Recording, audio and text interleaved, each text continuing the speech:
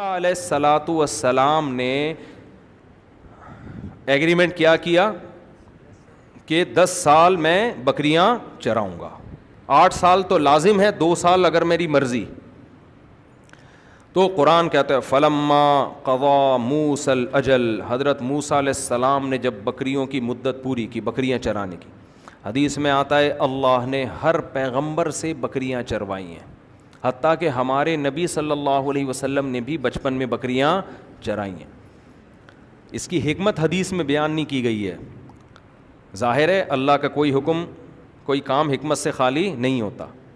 علماء نے اس کی حکمت بیان کی ہے. 2 چیزیں ہیں بکریاں چرانے سے. ایک, انسان میں تکبر ختم ہوتا ہے.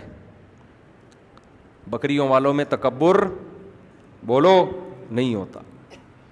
جب آپ کو لیڈر بننا ہے نا, کوئی بڑا بننا ہے, اونچے عہدے پہ جانا ہے, اس کے لیے ضروری ہے کہ آپ میں بڑائی نہ ہو, آپ میں کیا ہو, تواضع. اگر بڑائی آ گئی نا آپ میں تو آپ میں کرتے رہیں گے سارا. یوٹیوب پہ جیسے بعض لوگ ہر وقت کیا کرتے رہتے ہیں, میں نے یہ کیا, میں نے یہ کیا. تو یہ میں اللہ کو پسند نہیں ہے. پیغمبروں کی تعلیمات دیکھو, پیغمبر کیا کہتے ہیں, وما انا الا من المسلمین توفنی مسلما والحقنی بالصالحین.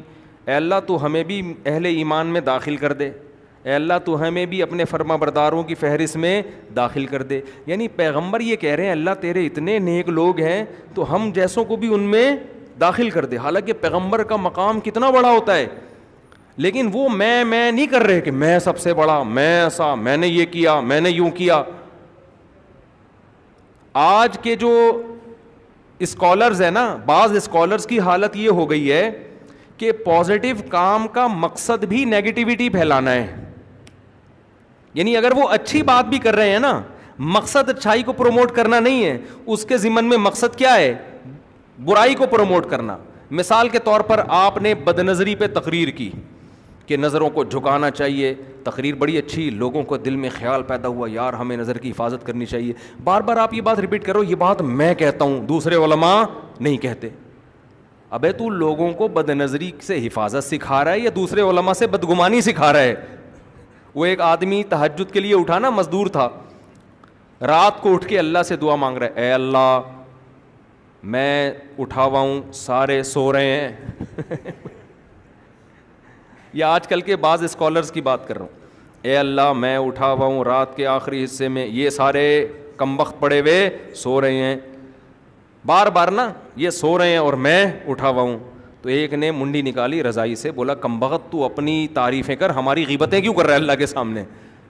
تو بس یہ بول دے اللہ میں اٹھا ہوا ہوں, میری عبادت قبول کر لے, دعا قبول کر لے. یہی آج کل کے بعض لوگوں کا حال ہے, میں یہ کر رہا ہوں, کوئی بھی یہ کام نہیں کر رہا, میں یہ کر رہا ہوں. اس کا مطلب آپ کو اس سے زیادہ وہ نہیں ہے کہ میں اچھائی کو پروموٹ, اصل میں آپ یہ چاہ رہے ہو کہ دوسروں کی برائی کرنا, لیبل اچھائی کا لگایا جا رہا ہے. تو پیغمبروں کی سیرت اٹھا کے دیکھیں, تواضع تواضع تواضع, ہم کچھ نہیں ہیں, اللہ ہمیں بھی اپنے نیک بندوں میں شامل کر لے. حضرت موسیٰ نے ایک جملہ کہہ دیا تھا, اللہ نے پکڑ لیا. صحیح بخاری میں موسیٰ علیہ السلام سے پوچھا سب سے بہتر عالم کون ہے, سب سے بڑا عالم, کہا میں. اللہ نے حضرت خضر علیہ السلام کے پاس بھیج دیا آپ کو. اس پہ تنبیہ کی, حالانکہ بات صحیح تھی, اس وقت روئے زمین پر حضرت موسیٰ سے بڑا عالم کوئی بھی نہیں تھا, لیکن اللہ کو انداز یہ پسند نہیں آیا. تو اس لیے یہ بہت اہم پوائنٹ کی بات ہے. آج کبر پیدا ہو رہا ہے, تو پیغمبروں کو بکریاں چروائی جاتی, ایک بڑی وجہ اس کی کیا تھی, بننا ہے. تو دولت جب آتی ہے, عہدہ جب آتا ہے, تو تکبر آتا ہے, ساتھ میں تکبر آتا ہے. اور تکبر جب آ گیا نا, ہم نے بڑے بڑے علماء سے سنا ہے کہ متکبر ہمیشہ بے وقوف آدمی ہوتا ہے, عقل مند کبھی متکبر نہیں ہوتا. کیوں؟ عقل مند کو پتہ ہوتا ہے یار ہماری اوقات 2 ٹکے کی ہے نہیں, ہم کس بات پہ کبر کریں. صحیح ہے, اگر میرے پاس اچھی گاڑی ہے, میرے پاس اچھا کپڑا ہے, میرے پاس عہدہ ہے, تو یہ میرا کمال تھوڑی ہے. 2 منٹ لگتے ہیں اللہ چھینے گا اور تو روڈ پہ آ جائے گا. تو عقل مند تو یہ دیکھتا ہے کہ یار یہ میرا کیا کمال ہے. بے وقوف سمجھتا ہے کہ واہ بھائی ہم بہت اچھے ہو گئے. بھائی کپڑوں سے اچھے ہونے کی بات ہوتی تو پھر وہی سابق صدر کی مثال ہمارے سامنے آ جاتی ہے. خیر وہ بار بار آتی ہے ایسی مثالیں, مثال کوئی اس سے خاندانی ملتی نہیں نا ہمیں مارکیٹ میں. تو موسیٰ علیہ الصلاۃ والسلام نے، ہاں ایک حکمت کیا ہے؟ تواضع.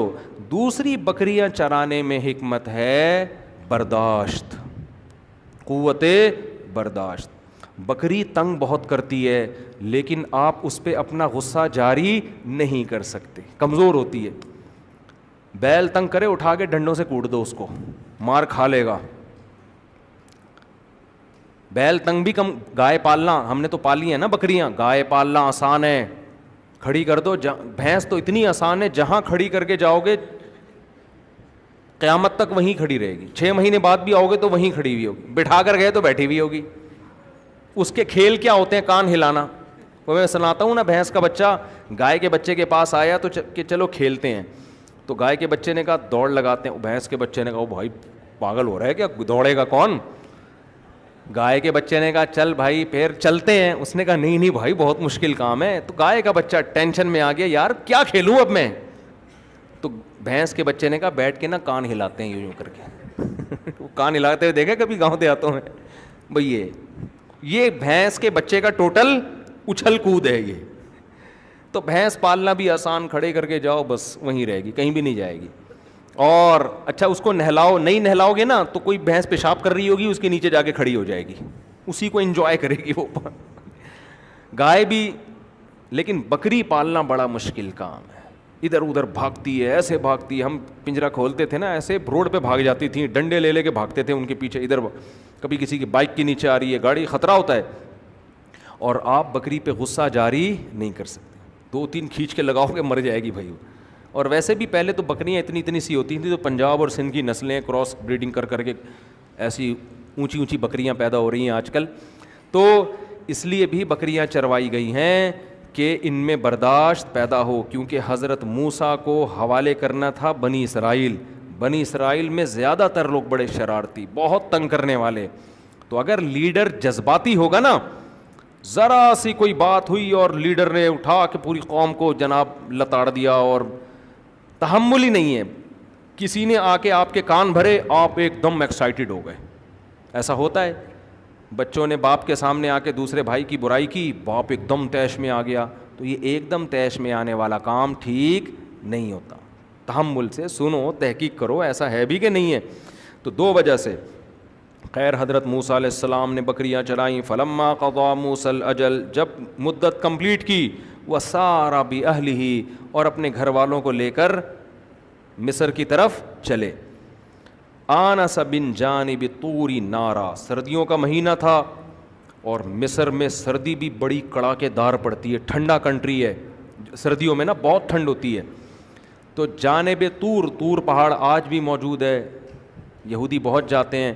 تو راستے میں طور پہاڑ تھا، اس کے قریب موسیٰ علیہ الصلاۃ والسلام راستہ بھول گئے. یہ بھی اللہ کی حکمت، راستہ بھول گئے. اب شدید سردی بھی ہے اور راستہ بھی بھول گئے. ایسے موقع پہ مسافر کسی آبادی کو تلاش کرتا ہے. کہیں آبادی نظر آئے تو ہم ان سے کھانے پینے کا بھی پوچھیں اور راستہ بھی ان سے معلوم کریں کہ بھئی قافلے جو جاتے ہیں وہ کس راستے سے جاتے ہیں.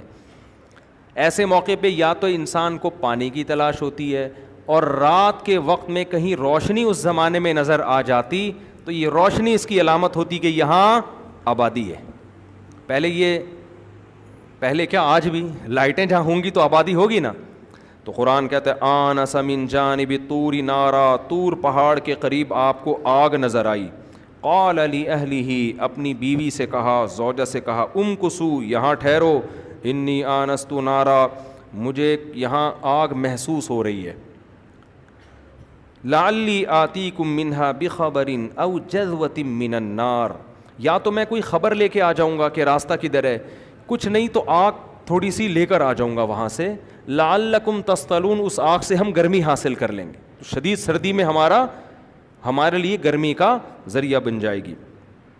فلما اتاہا، جب موسیٰ علیہ السلام اس آگ کے قریب پہنچے، نودی من شاطئ الوادی الایمن، کوہ طور کی جو دائیں وادی تھی وہاں سے آواز آئی، فی البقعۃ المبارکۃ من الشجرہ، جو درخت تھا نا اس کے اندر سے، اس کے قریب سے زیتون کا درخت تھا اور مبارک بقعہ تھا، اس میں سے آواز آئی، این یا موسیٰ، اے موسیٰ، انی انا اللہ رب العالمین، میں اللہ ہوں تمام جہانوں کا پالنے والا۔ اس انداز سے اللہ نے زمین پر پہلی دفعہ کسی سے کلام کیا تھا۔ اس سے پہلے تمام پیغمبروں پر جبریل وحی لے کر آتے رہے۔ سورہ طٰہٰ میں اس واقعے کو بہت ہی دلچسپ انداز میں بیان کیا گیا ہے۔ هل أتاك حديث موسى إذ رأى نارا فقال لأهلهم كثوا إني آنست نارا لعلي آتيكم منها بقبس أو آتيكم بشهاب قبس لعلكم تصطلون فلما جاءها نودي أن يا موسى إني أنا الله رب العالمين، میں اللہ ہوں تمام جہانوں کا پالنے والا۔ فاخلع نعلیک، آپ اپنے جوتوں کو اتار دیں۔ انکا بالواد المقدس طویٰ، اس لیے کہ آپ ایک بہت مقدس وادی میں ہیں جس کا نام کیا ہے؟ طویٰ۔ وَأَنَا اخْتَرْتُكَ، اے موسیٰ میں نے تجھے سلیکٹ کر لیا ہے، منتخب کر لیا ہے۔ فَاسْتَمِعْ، غور سے سن، مَا یوحیٰ، تیری طرف جو وحی کی جا رہی۔ روئے زمین پر جتنے انسان ہیں نا، ان میں سے اپنا پیغام پہنچانے کے لیے میں نے تجھے اپنا سفیر بنا لیا ہے، سلیکشن ہو گئی ہے تیری، لہذا جو پیغام میں تجھے دوں اسے غور سے سن۔ پہلا پیغام اللہ نے کیا دیا؟ فاستمع لما یوحی انی انا اللہ لا الہ الا انا، میں اللہ ہوں میرے سوا کوئی عبادت کے لائق نہیں ہے۔ یہ پہلا پیغام توحید کا اللہ نے ہر پیغمبر کو دیا ہے۔ جب کوئی اسلام قبول کرتا ہے تو سب سے پہلے کیا کہتا ہے؟ لا الہ الا اللہ، اللہ کے سوا کوئی عبادت کے لائق نہیں ہے۔ فاعبدنی، لہذا غلامی کس کی ہوگی؟ میری۔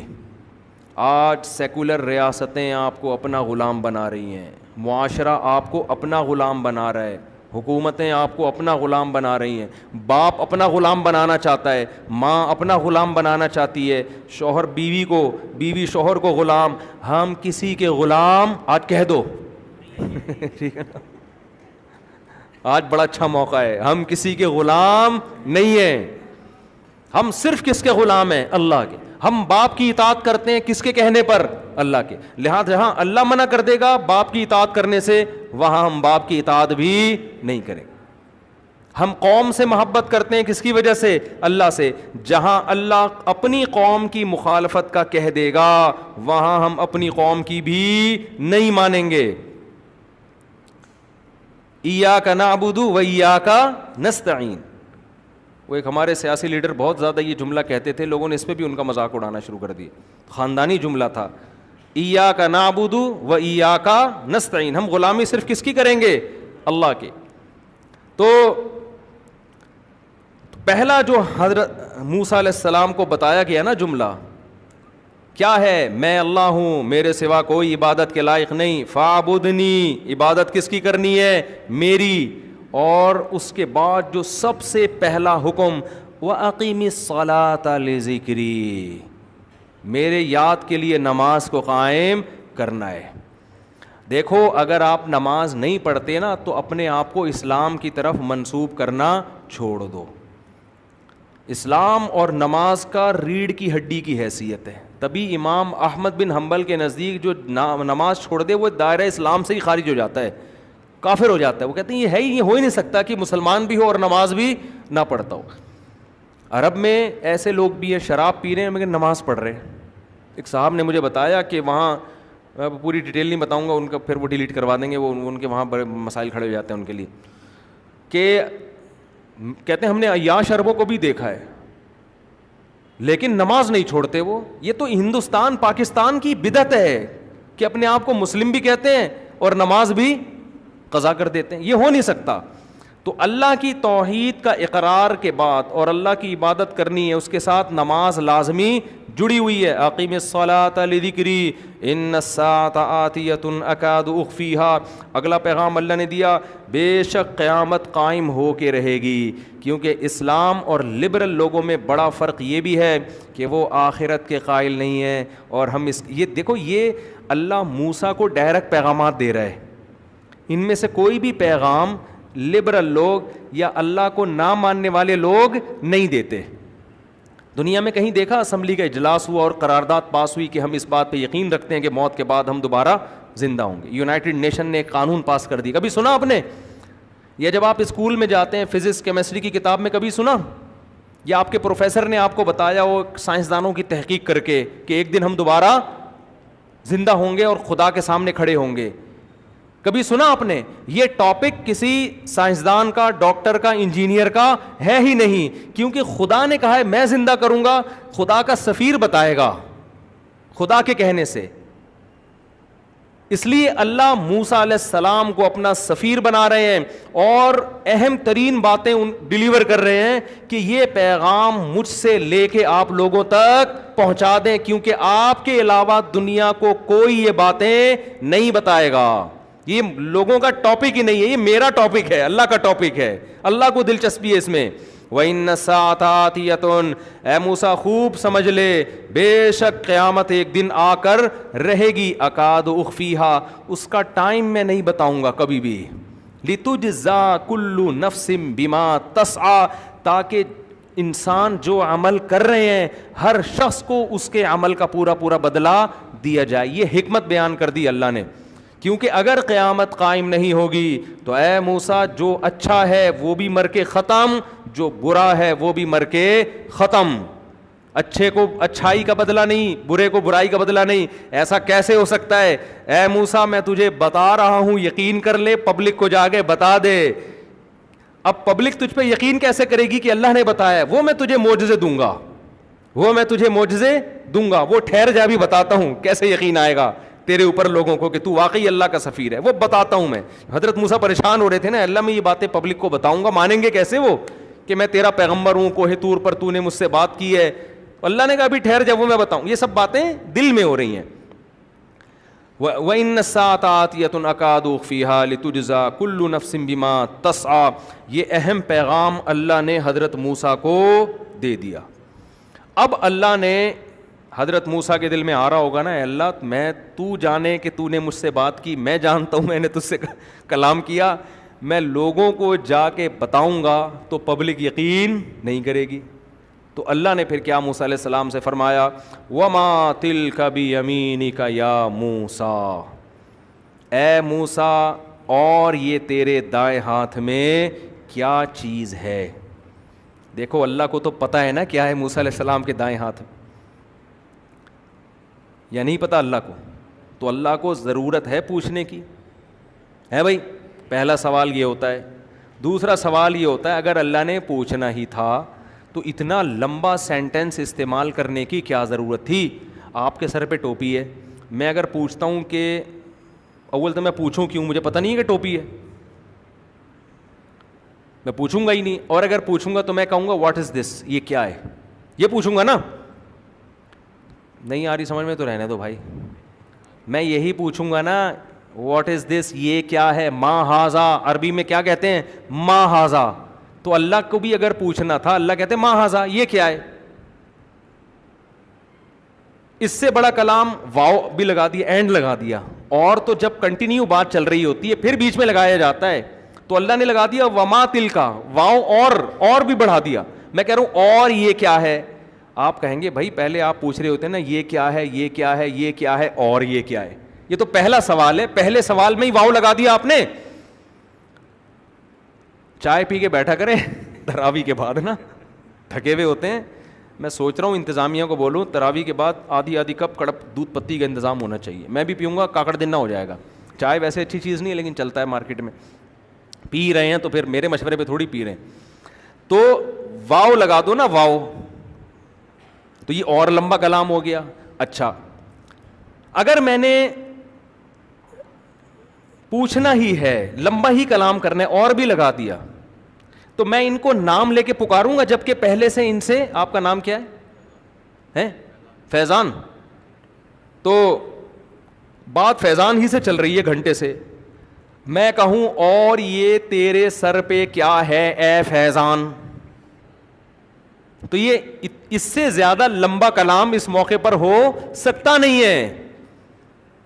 اللہ حضرت موسیٰ سے اتنا لمبا کلام کر کے پوچھ رہے ہیں وما تلکا، اور یہ کیا ہے، بیمینک، تیرے دائیں ہاتھ میں، حالانکہ ایک ہی ہاتھ میں تھی، تیرے دائیں ہاتھ میں اے موسیٰ، اتنا لمبا کلام۔ علماء نے اس کی حکمت بیان کی ہے کہ بعض دفعہ کلام مقصود نہیں ہوتا، اس لیے بات چیت کی جاتی ہے محبت کے اظہار کے لیے اور سامنے والے کی وحشت کم کرنے کے لیے۔ دیکھو جب آپ کسی سے بات چیت کرتے ہیں نا، ایک روب ہوتا ہے، میں تو باروب آدمی نہیں ہوں، لیکن بعض دفعہ لوگ آتے ہیں نا تو بات شروع کرتے ہیں، وہ اسٹارٹ ہی نہیں، جیسے گاڑی اسٹارٹ ہو رہی ہوتی نا، کھنگ کھنگ کھنگ کھنگ کر کے گھنٹہ لگ جاتا ہے، وہ اسٹارٹ ہی نہیں ہو رہے ہوتے، تو میں کہتا ہوں بھائی بولو، مجھے ہنسی آ جاتی ہے، بھائی کو بولے گا تو کہہ رہے ہیں منہ سے نکل ہی نہیں رہا۔ وہ اچانک مجھے کہیں دیکھ لیا تو انہوں تو یوٹیوب پہ دیکھتے تھے، اچانک دیکھ رہے آپ مفتی صاحب ہیں، وہ حیران پریشان کھڑے ہوئے ہیں، ان کے منہ سے نکل ہی نہیں رہا ہوتا۔ فون پہ بھی بعض دفعہ ایسا ہو جاتا ہے، تو بعض دفعہ ایسا ہوتا ہے، اکثر تو ایسا نہیں ہوتا، کوئی ایسا روب وہ ہمارا ہے نہیں، وہ کہتے ہیں وہی شادیوں والے ہیں مولانا صاحب، تو کیا روب رہا، لیکن بعض دفعہ ایسا ہوتا ہے۔ تو پھر میں کیا کرتا ہوں، اس سے میں پہلے بات چیت کرتا ہوں، چھوڑو سوال وال کو دائیں طرف رکھو، اور سناؤ کیا حال ہے بھائی، طبیعت سیٹ ہے، کیا کر رہے ہو آج کل، چلو چائے پیتے ہیں، ایسا الحمدللہ میں کہتا نہیں ہوں، لیکن نام وام پوچھا، یہ سارے سوالات جو ہو رہے ہوتے ہیں یہ صرف اس کے دل میں روب کم کرنے کے لیے، کیونکہ جب وہ روب کم ہوگا تو وہ دل کی بات آپ کے سامنے کھول کے رکھے گا۔ بعض ڈاکٹروں کو دیکھا ہے نا، آپ ان کے پاس جاؤ، ابھی آپ نے بتایا نہیں کہ میرے گردے میں مسئلہ ہے یا پھیپھڑے میں، بات شروع کرنے سے پہلے نسخہ لکھنا، دیکھا نا کیڑے مکوڑے، نسخہ بھی کیا ہوتا ہے، کیڑے مکوڑے بنانا شروع کر دیتے ہیں۔ یہ کیڑے مکوڑوں سے ایسا ہوا ایک دفعہ میں دوا لے کر آیا، میڈیکل والے نے کچھ اور پکڑا دیا، مجھے شک ہوا، پھر جا کے رہا وہ سوری، وہ رائٹنگ ایسی ڈاکٹروں کی ہوتی ہے سمجھ میں ہی نہیں آتا۔ تو آپ بھائی ڈاکٹر کی ذمہ داری ہے، بندہ آ کے بیٹھے، آپ اس سے پوچھو تمہارے ساتھ کیا مسئلہ ہے طارق مسعود صاحب، یہ پوچھنا چاہیے نا، گردوں میں مسئلہ ہے یا جگر میں مسئلہ ہے یا پھیپڑوں میں مسئلہ ہے یا سر میں درد ہے، یا ہو سکتا ہے تمہارے ساتھ ہو ہی نہیں، جو بچہ لے کر آئے ہو اس کے ساتھ مسئلہ ہو۔ جیسے عامل لوگ بنیان سونگ کے فوراً کہتے ہیں آپ پہ جنات ہیں، بعض دفعہ آپ کا کیس ہی نہیں ہوتا، کیس کس کا ہوتا ہے، یہ لوگوں نے تجربہ کیا ہے، عامل کو بولا ابھی بندہ آ رہا ہے، وہ اس کو پتہ ہی نہیں، اس نے آپ کا بنیان سونگتے بول دیا آپ پہ جن ہے، تو اگلے نے کہا بھائی میں تو ہوں ہی نہیں، میں تو ویسے ہی آ کے بیٹھا ہوا تھا۔ تو روب جب ہوتا ہے نا تو محبت تقاضا کرتی ہے، محبت بھی اور یہ حکمت بھی یہ تقاضا کرتی ہے کہ ایسی بات کی جائے جس کی ضرورت بھی نہیں ہو اور بات کو بھی طول دیا جائے۔ اس لیے بہت سے لوگ کہتے ہیں نا، ہم گھر میں جاتے ہیں اپنی بیگم سے بات چیت کرتے ہیں، وہ پتہ نہیں لمبی لمبی باتیں شروع کر دیتی ہے، ہم کہتے ہیں ٹو دا پوائنٹ بات کرو، ٹو دا پوائنٹ۔ تو وجہ اس کی ہے کہ اس کو محبت ہوتی ہے، آپ کو نہیں ہوتی، آپ چاہ رہے تھے ٹو دا پوائنٹ بات کرو، بس کیا ہے مسئلہ ہے، بس ٹو دا پوائنٹ جواب دے کے سو جاؤ جا کے۔ محبت ہوتی ہے تو جب شادی نہیں ہوئی تھی اس وقت کیا ٹو دا پوائنٹ بات ہوتی تھی، فون کیا آپ نے ہونے والی کو، السلام علیکم، وعلیکم السلام، کون بات کر رہی ہے، جی میں کائنات بات کر رہی ہوں، ایک مثال دے رہا ہوں، اچھا اور طبیعت ٹھیک، جی الحمدللہ، شکریہ آپ کا، السلام علیکم، طبیعت معلوم کرنے کے لیے فون کیا تھا۔ وہاں کیسا منگنیاں تو ہم نے دیکھی ہیں لڑکوں کی، ایسا جیسے فون ایلفی سے چپکا دیا کسی نے کان پہ۔ تو محبت جب ہوتی ہے انسان کلام کو طول، اس لیے میرے بھائی اپنے باپ اور اپنی ماں کے ساتھ جب بات چیت کیا کرو نا تو مختصر بات نہ کیا کرو، وہاں تو بیٹھے ہی گپ شپ کے لیے ہو، وہاں تو بیٹھے ہی کس کے لیے ہو، گپ شپ کے لیے، بھائی محبت کی وجہ سے بات چیت ہو رہی ہے، اس میں یہ نہیں کہ ابا سے ہم نے اماں سے بات کی تھی تو یہی بات ہم دوبارہ ویسے ہی ادھر ادھر کی مارنا شروع کر دو، بیٹھ جاؤ اور ابا سناؤ، اپنے بچپن کے واقعات سناؤ، کیا ہوتا تھا۔ تو بڑوں کا دل اس سے بہلتا ہے، ان بڑوں کو ایسا نہ کرو جیسے جاپان اور فرانس والوں نے کر دیا اپنے بڈھوں کے ساتھ، تنہائی کے دن گزارتے ہیں، ان کے ساتھ بیٹھو، ماں کے ساتھ بیٹھو، گپ شپ لگاؤ ویسے ہی بیٹھ کے، بچوں سے نہیں الٹی الٹی باتیں کر رہے ہوتے لوگ، محبت ہوتی ہے نا بچوں سے، وہ ویسے ہی باتیں کر رہے ہوتے ہیں۔ خیر اللہ تعالیٰ کو چونکہ موسیٰ سے محبت تھی، اللہ نے موسیٰ سے مختصر کلام نہیں کیا، موسیٰ سے اللہ نے کہا وما تلک بیمینک، اور یہ کیا ہے تیرے دائیں ہاتھ میں، یا موسیٰ، اے موسیٰ۔ حضرت موسیٰ کی محبت کو بھی جوش آ گیا، ٹھیک ہے، حضرت موسیٰ بھی کہہ سکتے تھے اے اللہ جب تجھے پتہ ہے تو پوچھ کیوں رہا ہے مجھ سے، جیسے آپ اپنی بیگم سے کو جواب دیتے ہیں ابھی بتایا تو ہے بھائی، اور بیگم بھی ایسے ہی جواب دیتی ہے. آپ نے پوچھا کیا پکا, اس نے کہا جی دال پکی ہے. پھر تھوڑی دیر میں آپ نے پوچھا کیا پکا, بول تو دیا کہ دال پکی ہے. تو چونکہ بہت محبت ہوتی ہے اس لیے گھر کا اسٹائل یہ والا ہوتا ہے, گھر میں یہ اسٹائل چل رہا ہوتا ہے. تو اللہ نے موسیٰ علیہ السلام سے پوچھا نا اتنا لمبا کلام, تو حضرت موسیٰ نے یہ نہیں کہا کہ اللہ تجھے پتہ ہی ہے. جب اللہ نے دیکھا کہ جب موسیٰ علیہ السلام نے دیکھا اللہ مجھ سے بات چیت چاہتا ہے, تو پھر آپ بھی لمبی لمبی بات چیت کریں. بڑا جب کوئی بات پوچھا کرے نا تو یہ نہیں کہتی کرو پتہ نہیں, بیٹھ کے تھوڑا تفصیل سے جواب دیا کرو. تو آپ نے کیا کیا, حضرت موسیٰ نے کیا کیا, فوراً اچھا جواب بھی دیا اور وہ بھی مختصر نہیں. میں جب آپ سے پوچھتا ہوں یہ اور آپ کے سر پہ یہ کیا چیز ہے فیضان بھائی, آپ کہیں گے ٹوپی, کافی ہے نا جواب. لیکن فیضان بھائی کو بھی بڑا مفتی صاحب فری ہو رہے ہیں بھائی, آج فری ہونے کا ٹائم ہے. فیضان بھائی بھی فارم میں آ گئے, میری کھوپڑی کے اوپر ایک ٹوپی رکھی ہوئی ہے جس سے میں سر بھی ڈھانپتا ہوں اور ناک بھی اللہ نہ کرے پسینہ بھی صاف کرتا ہوں. تو میں کہوں گا نا کہ بھائی میں نے پوچھا یہ کیا ہے اور آپ نے پوری ڈیٹیل, تو آپ کہو گے کہ آپ کو پوچھنے کی ضرورت کیا تھی, آپ بھی تو ویسے ہی پوچھ رہے تھے تو ہم بھی ویسے ہی جواب دے رہے تھے. تو حضرت موسیٰ علیہ السلام سے اللہ نے پوچھا اور یہ دائیں ہاتھ میں کیا ہے, تیرے دائیں ہاتھ میں کیا ہے اے موسیٰ. حضرت موسیٰ نے کیا فرمایا, قال ہی عصایا, یہ میری لاٹھی ہے. اللہ نے یہ نہیں پوچھا تھا کس کی ہے, ٹھیک ہے نا, اس کا جواب بنتا تھا عصا, لاٹھی, بس. حضرت موسیٰ نے کہا ہی عصایا, یہ میری لاٹھی ہے. اللہ نے یہ نہیں پوچھا تھا کس کام کی ہے, آگے کام بتانا شروع کر دیے. اتوکئ علیہا, اس پہ ٹیک لگاتا ہوں. واہش بہا علی غنمی, اور درختوں سے پتے جھاڑ کے بکریوں کو. کیسے یار, اللہ نے اتنے بڑے پیغمبر پیدا کیے, کام کیا ہے درختوں سے پتے جھاڑ کے بکریوں کو کھلانا. کہتے ہیں تکلف والی زندگی جو اختیار کرتا ہے وہ کبھی بھی بڑا آدمی نہیں بنتا. آپ جیسے ہو نا ویسے نظر آؤ. آج نا تکلفات نے مار دیا ہے, مار دیا تکلفات. شادی میں جانے کے لیے گھنٹہ گھنٹہ تیار, اور دولہا ہم کئی دفعہ بنے ہیں اسی ڈریس میں. یار آپ کا پتہ نہیں دولہا بننے سے پہلے ایک ایک گھنٹہ بیوٹی پارلر میں بیٹھے گا, لپائی پتائی ادھر گھسائی ریگ مال سے. چھوڑ یار, تو مرد ہے یار, تو نہا لے جا کے, ڈیٹول سے نہا لے, تیزاب سے نہا لے اگر زیادہ مسئلہ ہے. اتنا ٹائم تم ان چیزوں پہ لگاؤ گے, تم سے دنیا میں اللہ کوئی بڑا کام نہیں لے گا. یہ کام مردوں کے نہیں ہیں. میں نہیں کہہ رہا دولہا بنتے ہوئے تیار نہ ہو, اتنا تیار ہو جائیں, نہائیں دھوئیں, شیمپو سے نہا لیں اس دن. ہم تو کبھی شیمپو سے بھی نہیں نہائے, چلو آپ شیمپو سے نہا لو, بال ہے نہیں اور نہانے کے لیے ایسے ایسے کام ہو رہے ہیں یار, اتنی کون کون سی چیزیں استعمال ہو رہی ہیں. اتنا ٹائم نہیں ہوتا. تکلف والی زندگی, جو تکلف والی زندگی اختیار کرتا ہے خود بھی ٹینشن میں ہوتا ہے اور سامنے والے کو بھی ٹینشن میں. میرے ایک دوست تھے آرمی میں, بڑے اچھے آفیسر, بہت قریبی رشتہ دار تھے. وہ کیا کرتے تھے, ان کا جو ملازم ہے نا ان کے لیے جب سیلڈ لے کر آتا, 1 گھنٹے تک وہ سیلڈ کی ترتیب دینے میں لگ رہا ہوتا تھا. ادھر نیچے اس نے کیا رکھنا ہے, وہ نیچے جو ہے نا مولی یوں گول دائرے میں کاٹ کے, سیلڈ دیکھے ہوں گے نا آپ نے ہوٹلوں میں, پھر اس مولی کے اوپر گاجر کی ایک رو آئے گی, پھر اس کے اوپر یہ آئے گا, پھر گوبھی کے پتے. گھنٹہ لگ کے پوری ٹرے تیار ہوتی تھی. وہ ذرا دین پر آ گئے, اس نے اپنے ملازم سے کہا ایسے لا کے لے کر آئے, ہم خود ہی تلاش کر لیں گے مولی کدھر رکھی ہوئی ہے. گھنٹہ تو اس میں لگا رہا ہے اور یہ ترتیب 2 منٹ میں کیا ہو جاتی ہے, خراب. مہمانوں کے سامنے رکھو, برباد.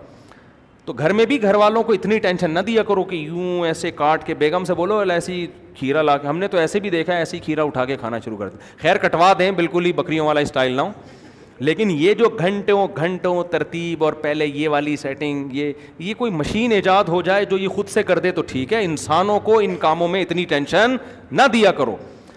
تو تکلف جس کی زندگی میں ہو, تو کیسے یار اتنے بڑے پیغمبر کوہ طور پہ اللہ ہم کلام ہو رہا ہے. اور حضرت موسیٰ کو کیا پتا تھا کہ جو آخری کتاب نازل ہوگی سب سے زیادہ اللہ کس کا تذکرہ کرے گا, میرا تذکرہ کرے گا اس میں.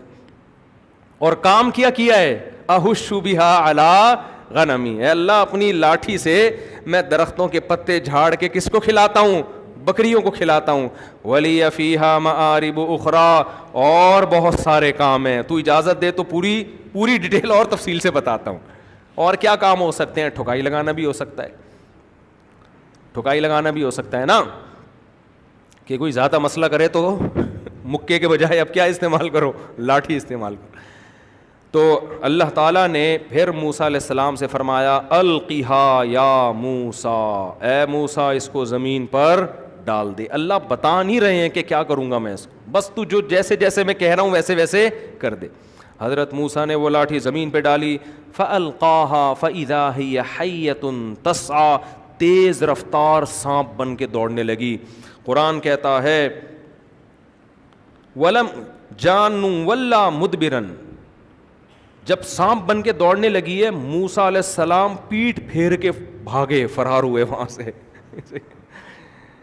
دیکھا اتنا بڑا سانپ بھاگ رہا ہے، حضرت وہ ادھر کو جا رہا ہے، موسیٰ علیہ السلام دوسری سمت میں جا رہے ہیں. وَلَمْ يُعَقِّبْ، قرآن کہہ رہا ہے پیچھے مڑ کے بھی نہیں دیکھا. یا موسیٰ، پھر دوبارہ کوہ طور سے آواز آئی، اے موسیٰ اقبل، واپس پلٹ، واپس بھاگنے کی اجازت نہیں ہے، اقبل واپس پلٹ، ولا تخف، اور خوف نہ کر، یہ سانپ تجھے کاٹے گا نہیں. سنعیدها سیرتها الاولی، تو اس سانپ کو پکڑ لے، ہم اسے دوبارہ اس پرانی حالت پر لے آئیں گے. یہ اللہ نے پہلے پریکٹس اس لیے کروا لی کہ جب موسیٰ علیہ السلام فرعون کے دربار میں جا کے اگر لاٹھی پھینک کے سانپ بناتے تو اس بات کا خطرہ تھا فرعون بعد میں ایسا نہ ہو کہ حضرت موسیٰ ہی وہاں سے کیا ہو جاتے غائب ہے. بھائی فرعون کہتا بھائی یہ تو اپنے معجزے سے، یہی فرق ہے معجزے میں اور جادو میں. جادوگر اپنے جادو سے کبھی نہیں ڈرتا، اس کو پتا ہے میں نے شعبدہ دکھایا یہ. لیکن حضرت موسیٰ کا یہ جادو تھوڑی تھا، یہ تو حقیقت میں لاٹھی سانپ بن رہی تھی، تبھی خوف زدہ ہو رہے ہیں. جادوگر نہیں ڈرتا اپنے جادو سے، اس کو پتا ہے الو بنا رہا ہوں لوگوں کو میں. تو اسی طرح یاد رکھو جو لوگ بے تکلف ہو کے تقریر کرتے ہیں ان میں غلطیاں بھی ہوتی ہیں، اور جو کسی کی تقریروں کو پڑھ پڑھ کے سنا رہے ہوتے ہیں ان کا اپنا میسج نہیں ہوتا، کسی اور کا میسج نقل کر رہے ہوتے ہیں، ان کی زبان تقریروں میں نہیں لڑکھڑاتی ہے. سمجھتے ہو؟ نہیں سمجھے؟ اچھا خیر. تو قرآن کہتا ہے قرآن کہتا ہے لا تخف سنعیدها سیرتها الاولی، اے موسیٰ ہم اسے دوبارہ اسی پوزیشن پہ لوٹا دیں گے. میں کل انشاءاللہ سورہ طٰہٰ سے اس کی تفصیل بیان کروں گا، وہاں یہ واقعہ بہت دلچسپ انداز میں. آج یہیں اسی کو ہم کمپلیٹ کر دیتے ہیں مختصر. قرآن کہتا ہے اسلک یدک فی جیبک، اپنے ہاتھ کو اپنے گریبان میں ڈال. موسیٰ علیہ السلام نے ڈالا تو جب ہاتھ واپس نکالے تو سورج کی طرح چمک رہا تھا. اور اللہ نے کہا اے موسیٰ اب تو کرنا کیا ہے، تو نے اذهب الی فرعون، جانا کس کے پاس ہے؟ فرعون کے پاس. اتنا مشکل کام لگا دیا. فرعون وملئہ، اور اس کے جتنے سرکاری اہلکار ہیں نا ادھر جا کے ان کو دعوت دینی ہے. انہم کانوا قوما فاسقین، اس لیے کہ یہ برے لوگ ہیں. حضرت موسیٰ پریشان، قال رب انی قتلت منہم نفسا، اے اللہ میں تو مصر سے نکلا ہوں، ایک انسانی جان کا مجھ سے قتل ہو گیا تھا، تو میں تو چھپتا پھر رہا ہوں، میرے سے ایک انسانی جان کا قتل ہوا ہے، تو مجھے فرعون کے پاس بھیج رہا ہے. اخاف ان یقتلون، مجھے ڈر ہے وہ مجھے قتل کر دیں گے. واخی ہارون هو افصح منی لسانا، میرے بھائی ہارون کی زبان میں فصاحت ہے. فارسلہ معی ردءا، ایک جگہ آتا ہے کہ اس کو نبوت دے دے، ایک جگہ آتا ہے اس کو بھی میرے ساتھ. تو اس سے پتہ چلتا ہے حضرت موسیٰ نے شروع میں مطالبہ کیا تھا مجھے نبوت نہیں چاہیے، کس کو دے دے؟ ہارون کو بنا دے. جب اللہ نے یہ مطالبہ نہیں مانا پھر کہا کہ چل اے اللہ تو ان کو میرے ساتھ نبی بنا دے، میرا مددگار بنا دے. تو اللہ نے کیا فرمایا؟ اخی ہارون هو افصح منی لسانا، اس کی زبان مجھ سے زیادہ فصیح ہے. فارسلہ معی ردءا یصدق لی، میرا مددگار بنا کے بھیج دے، وہ میری تصدیق کرے گا. کوئی ایک تو ہو جو میرے ساتھ کھڑا ہوا ہو. اس سے یہ بھی پتہ، دو چیزیں پتہ چلتی ہیں اس آیت سے ہمیں. ایک، بولنا آنا یہ بہت بڑی نعمت ہے. بہت سے لوگوں کے پاس دلائل کے انبار ہوتے ہیں, علم کا خزانہ ہوتا ہے, لیکن اس کو ڈیلیور کرنا نہیں آتا. بجائے علم پھیلنے کے اور فتنہ پیدا ہو جاتا ہے معاشرے میں, اور الٹی باتیں ہوتے ہیں. آپ دیکھیں یوٹیوب پہ نظر آئیں گے, کتابوں میں ملیں گے آپ کو, لکھنا نہیں آتا, لکھ رہے ہیں کتابیں. تو بولنا آنا جو ہے نا, بولنا آنا کہ آپ پیغام ڈیلیور کیسے کر رہے ہیں, اس کی بہت بڑی ویلیو ہے. اس لیے اپنے بچوں کو بولنا سکھاؤ, اسپیکنگ پاور ان کے اندر پیدا کرو, جبھی وہ بڑا کام کر سکتے ہیں. بچوں کو بولنا ہی نہیں سکھا رہے. اور کس میں بولے, کون سی زبان میں بولے؟ جو دنیا کی بڑی بڑی زبانیں ہیں وہ سکھاؤ ان کو. کہ میرا تجزیہ سن لو, میں پورے پاکستان گھوما پھرا ہوں, میں نے من حیث القوم KPK میں جتنے بڑے بڑے علماء ہیں اتنے کہیں بھی نہیں دیکھے. کراچی میں, پنجاب میں ہیں, لیکن تعداد میں کم ہیں بڑے بڑے علماء یہاں بھی, تعداد میں کیا ہیں, کم. میں نے پشاور میں, سوات میں, مردان میں, کوہاٹ میں جو پٹھان علماء دیکھے ہیں نا, جن کی علمی استعداد بہت بڑی تعداد ہے ان کی, کیونکہ وہ تو بچپن سے دین کا علم حاصل کرتے کرتے فنون علوم میں ایسے آگے نکل جاتے ہیں. آپ کی سوچ ہوگی, میں نے بہت دیکھے ہیں, لیکن دنیا ان کو بولو نہیں جانتی. کیوں؟ بڑی زبانوں میں اپنا پیغام ڈیلیور نہیں کر رہے. وہ سمجھتے ہو, انگلش اور اردو. دیکھو حضرت مولانا طارق جمیل صاحب کو دنیا جانتی ہے, کیوں؟ بیان کس میں کرتے ہیں, اردو میں. اگر وہ اپنی زبان استعمال کرتے, سرائیکی زبان میں کرتے, تو صرف سرائیکی طبقہ ان کو جانتا, اردو بولنے والے ان کو بولو نہیں جانتے. اردو کا حجم زیادہ ہے نا, بہت بڑا, پورا ہندوستان بول رہا ہے, برما میں بہت زیادہ بولی جا رہی ہے, سری لنکا میں بھی سمجھی جا رہی ہے, نیپال میں بھی. پھر یہ اردو بولنے والے انڈیا اور پاکستانی پوری دنیا میں پھیلے ہوئے ہیں, اتنی بڑی تعداد میں. دبئی تو ایسا لگتا ہے کہ یہ انڈا موڑ ہے اگر تھوڑا سا اس کو ڈیولپ کر دیا جائے. کویت میں اردو بولنے والے, ہندی بھی اردو ہی ہے, اس کو الگ الگ نام دے دیا خام خواہ کا, رسم الخط کی وجہ سے. تو KPK میں بڑے بڑے علماء ہیں. ہمارے جامعۃ الرشید کے ایک استاذ ہیں, میرے دوست بھی ہیں, ان کے سسر KPK سے تعلق ہے, باجوڑ سے. باجوڑ کا, جس کو باجوڑ کہتے ہیں, اصل پروننسیشن یہ باجوڑ.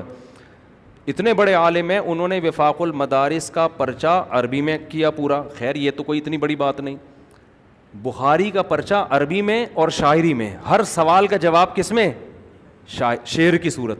وہیں بیٹھے بیٹھے شعر بنانا شروع کیا. جو ممتحن تھا نا وہ دیکھ کے حیران ہو گیا, اتنی زبردست استعداد ہے کہ آپ ہر بات کا جواب بھی دے رہے ہیں, اور جواب بھی شاعری میں, اور شاعری پشتو میں نہیں, کون سی, عربی شاعری میں. یہ تو میں نے ایک مثال دی ہے. تو میں جب جاتا ہوں وہاں بڑے بڑے علماء ہیں, لیکن دنیا ان کو نہیں جانتی. کیوں؟ آپ اپنا پیغام جس زبان میں ڈیلیور کر رہے ہیں, اس زبان سے لوگ, زیادہ بڑی دنیا اس زبان سے واقف نہیں ہے. اس لیے میں تو یہ کہتا ہوں, اس زمانے میں ہمارے دینی طلبہ پر انگلش سیکھنا شاید فرض کفایہ, دور کی بات ہو گئی, شاید فرض عین ہے. کیونکہ دنیا میں اس وقت, پوری دنیا میں بولی جانے والی نہیں کہہ سکتے ہم, سمجھی جانے والی سب سے بڑی زبان انگلش ہے. تو اپنے بچوں کو اردو بھی سکھائیں. اردو تو اس لیے سکھائیں, ایک تو اردو کا حجم بھی کم نہیں ہے, خوب سمجھ لو. اردو کے ساتھ اگر آپ ہندی کو ملا لو تو یہ دنیا کی 3-4 بڑی زبانوں میں آ جائے گی. یہ چھوٹی نہیں ہے زبان, تیسرے یا چوتھے نمبر پر آئے گا اس کا, یعنی پھیلاؤ کے اعتبار سے. اور دوسری یہ کہ آپ کا رشتہ علماء سے قائم رہے گا. اگر آپ نے اردو سے ان کو کٹا دیا نا اپنے بچوں کو, تو پھر کلچر آپ کا چینج ہو جائے گا. کیونکہ زبان جب آتی ہے نا غیروں کی, تو کلچر ساتھ ساتھ تشریف لاتا ہے. پھر ماموں, چاچو, خالہ, پھپھو مارکیٹ سے کیا ہو جائیں گے, شارٹ. پھر آئیے, بیٹھیے, کھائیے, یہ الفاظ گئے. انگلش میں سب کے لیے یو, ابا بھی یو, ماموں بھی یو, کم ہیئر, ابا کو بھی کم ہیئر, نانا بھی کم ہیئر, بیگم بھی کم ہیئر. اردو میں کیا ہے, الو کا پٹھا ہے تو ادھر آ, ادھر آ. اور ہم تو پنجابی کا بھی تڑکا لگا دیتے ہیں, پراوڑ. اردو میں اجازت ہے نا, تڑکا تو کسی بھی زبان کا لگا سکتے ہو آپ. آپ جاتے ہو بھائی بھنڈی چاہیے, تھوڑا سا تری ڈال دینا اس میں, ٹھیک ہے نا, تڑکا لگا دینا اس میں. تو یہ بھی بڑا فائدہ, اردو میں تڑکا کسی بھی زبان کا لگا سکتے ہو. تو پاگل آدمی اس کو بلاؤ گے, ادھر آؤ, تھوڑا احترام کرنا ہے تو آپ نے کیا کرنا ہے, ادھر آ, پھر تھوڑا اور رسپیکٹ دینی ہے, ادھر آئیں, اور مزید رسپیکٹ دینی ہے, ادھر آئیے. اور اگر اس میں ایسا تڑکا لگانا ہے کہ وہ بچے پھینک کے آ جائے آپ کے پاس, تو آئیے نا, آئیے نا, کھائیے نا, کھائیے نا, رکھے ہوتے ہیں نا پکوڑے, کھائیے نا. تو اردو کی ایک تہذیب ہے, کیونکہ بادشاہوں کے محلات میں بننے والی زبان ہے, یہ لشکری زبان ہے نا, تو بڑے بڑے محلات میں یہ بنی ہے. اکبر بہادر شاہ ظفر کی شاعری میں نے برما میں دیکھی ہے, اس کے مزار پہ جو اس کی اپنی شاعری ہے. تو بادشاہ لوگ یہ زمانے بولا کرتے تھے, وہیں سے تہذیب. اب تو اردو یہاں کراچی کی, ورنہ میں نے سندھ میں ایک یونیورسٹی کے وائس چانسلر سے سنا, بوڑھے تھے, کہتے ہیں ہم, وہ سندھی تھے, انہوں نے مجھے خود بتایا کہ ہم بچپن میں ہمارے والدین ہم کو کراچی بھیجا کرتے تھے, کراچی کے اسکولوں میں پڑھو تہذیب سیکھنے کے لیے. سمجھتے ہو گے نہیں سمجھتے؟ کہہ رہے ہمیں اردو سکھائی جاتی تھی, کس کے لیے؟ تہذیب کے لیے. کہتے ہیں ہم کراچی میں آتے ہیں, ہماری استانی ہمیں ڈانٹتی, ہاں نہیں بولتے, جی بولتے ہیں, آؤ نہیں بولتے, آئیے بولتے ہیں, جاؤ نہیں بولتے, جائیے بولتے ہیں. یہ مجھے وائس چانسلر نے, بہت بڑی یونیورسٹی کے تھے, سندھی تھے, انہوں نے خود بتایا. اب تو حال ہی کیا ہو گیا ہے, کیا کر رہا ہے, کدھر سے آ رہا ہے, یہ بس یہ چل رہا ہے کراچی میں. تہذیب کی ایسی کی تیسی ہو گئی, الحمدللہ. خیر, تو یہ جو موسیٰ علیہ السلام نے کہا نا افصح منی لسانا, زبان کیا ہونی چاہیے؟ فصیح. تو کون سی زبان ہونی چاہیے فصیح؟ بڑی زبانوں پہ محنت کرو, انگلش سکھاؤ اپنے بچوں کو, اردو سکھاؤ, اور ہمت ہے تو عربی بھی سکھا دو, وہ تو بہت ہی اچھا ہو جائے گا. اگر لیکن عربی کو میں زیادہ پاکستان میں فوکس اس لیے نہیں کرتا کہ عرب کے پاس علماء بہت ہیں سننے کے لیے, سمجھتے ہو نا, وہ اپنے علماء سے, ان کے پاس اتنے بڑے بڑے علامے پڑے ہوئے, وہ آپ کی کیوں سنیں گے؟ تو آپ اگر ڈاکٹر ذاکر نائک اگر عربی میں بیان کرتا تو اتنے لوگ غیر مسلم تھوڑی مسلمان ہوتے, انگلش کی وجہ سے بہت ہو رہے ہیں, سمجھتے ہو نا. تو اس لیے میں فوکس کرتا ہوں کہ 3 زبانیں سیکھ لو, تو وہ تو عربی اتنی ضرور سیکھو جس میں قرآن و حدیث سمجھ میں آنے لگے. میں بولنے کی بات الگ ہوتی ہے, تو لیکن بولنے کی جہاں تک بات ہے تو یہ 2 زبانیں سیکھو, اس سے آپ اپنا پیغام دنیا تک پہنچا دو گے. اس کے بغیر آپ کوئی دنیا میں بڑا کام نہیں کر سکتے, مشکل ہو جائے گی آپ کے لیے. خیر, ہم جلدی سے اس کو کمپلیٹ کرتے ہیں, بس ایک آیت پڑھ کے پھر انشاءاللہ باقی کل. تو هو افصح منی لسانا, اے اللہ میرا بھائی ہارون مجھ سے زیادہ فصیح ہے, بولنا اس کو آتا ہے, پیغام میرا ہوگا, زبان کس کی ہوگی؟ ہارون کی زبان ہوگی. اور دوسرا کام وہ کیا کرے گا؟ یصدقنی, میری تصدیق کرے گا, کیونکہ مجھے پتہ ہے سب کہیں گے موسیٰ غلط ہے, ایک تو ہوگا جو میری حمایت کرے گا. یہ بھی حضرت موسیٰ علیہ السلام کی سادگی ہے, جو دل میں ہے وہ زبان پر. بعض لوگ کہتے ہیں ہمیں کسی کی حمایت کی ضرورت نہیں, ہم 1 مین شو ہیں, اکیلے, ساری دنیا میری خلاف ہو جائے مجھے کوئی پرواہ نہیں ہے. ڈائلاگ کی حد تک بہت اچھی بات ہے, لیکن آپ کی پالیسیاں ایسی ہونی چاہیے کہ آپ دشمنیاں کم سے کم پالیں, سمجھتے ہو؟ ہاں, اس کا یہ مطلب نہیں ہے کہ باطل میں لوگوں کو ساتھ ملانا شروع کر دیں. اگر ہارون علیہ السلام حضرت موسیٰ کا ساتھ نہیں دیتے تو موسیٰ علیہ السلام اکیلے یہ جنگ لڑتے, لیکن کوشش کیا کی ہے کہ بھائی جتنے لوگوں کو ساتھ ملا سکتے ہو ملاؤ. اور اس سے بھی پتہ چلتا ہے کہ یہ جو لوگ پازیٹیو اور نیگیٹو کمنٹس کر رہے ہوتے ہیں نا, یہ فضول لغو نہیں ہوتے. اگر کوئی اچھی بات پہ آپ کسی کو اپریشیٹ کریں گے, اس کو خوشی ہوگی, حوصلہ ملے گا. بعض لوگ کہتے ہیں ہماری کوئی تعریف کرے ہماری صحت پہ کوئی فرق نہیں پڑتا, ہم لوگوں کی تعریفوں کے بھوکے نہیں ہیں, کوئی ہماری مخالفت کرے ہمیں تو جوں بھی نہیں دیکھتی. تو بھائی یہ تو آپ معاذ اللہ پھر موسیٰ علیہ السلام سے زیادہ مضبوط دل کے ہیں. حضرت موسیٰ تو کہہ رہے ہیں اللہ کوئی تو میری, جب ساری قوم مخالفت کرے گی میرا بھائی تو میرے ساتھ ہوگا نا, مجھے حوصلہ ملے گا, موٹیویشن ملے گی. اس سے بھی پتہ چلتا ہے کہ آپ کے ماتحت میں اگر کوئی اچھا کام کرتا ہے آپ اس کو اپریشیٹ کیا کرو. ماں باپ بعض دفعہ اپنی اولاد کو باغی بنا دیتے ہیں, ہر وقت ٹوکتے رہتے ہیں, تو نے ایسا کیا, تو اس دن چرسی کے ساتھ بیٹھا ہوا تھا, تو اس دن یہ کر رہا تھا, ساری نیگیٹو باتوں میں اس کو ٹاؤنٹ کرتے رہیں گے. بھائی جہاں نیگیٹو باتوں میں اس کو ملامت کرتے ہو, اچھی باتوں میں اس کو اپریشیٹ بھی بولو کیا کرو, اس کو تعریف کیا کرو. یار بیٹا ماشاءاللہ یہ کام تو نے بڑا خاندانی کیا, یہ میرا بیٹا ایسا ہو ہی نہیں سکتا, میری بچی تو ایسا کر ہی نہیں سکتی. اس سے بڑا حوصلہ ملتا ہے اولادوں کو.